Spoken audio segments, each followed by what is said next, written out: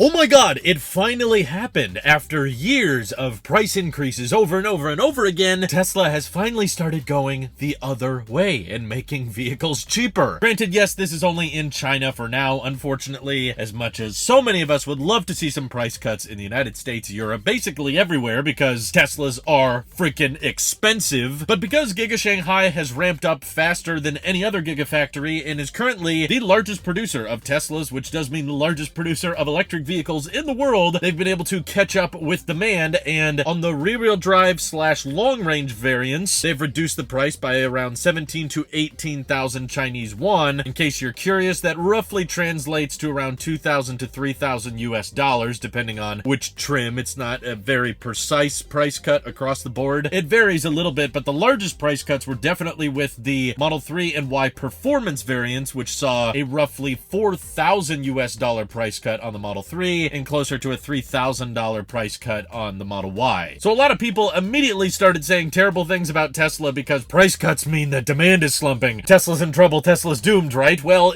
honestly, I think you'd have to be kind of moronic to believe that demand is slumping just because of price cuts, because in order to gauge an accurate viewpoint of supply versus demand, you have to understand that supply has always and has never stopped going up. Tesla shut down Giga Shanghai several times this year to add upgrades to the assembly line and add extra shifts, and they're still expanding. They're building a whole other facility within the area so that they can start building more than 1 million vehicles per year at this facility. And because they continue to ramp up production, you can understand that demand could stay the same or even increase, but as long as production is outpacing that of demand, then the wait times will go down, and ultimately you'll find yourself in a situation where, yes, you don't have to wait 6 months to get your car, and if Tesla does feel like, hey, maybe more people need to be ordering this car, that's the great thing about Shanghai. It has the best margins in the world for Tesla. Operation costs are far cheaper there because so much of the parts and components that go into Tesla's vehicles don't have to be shipped in, because China is where,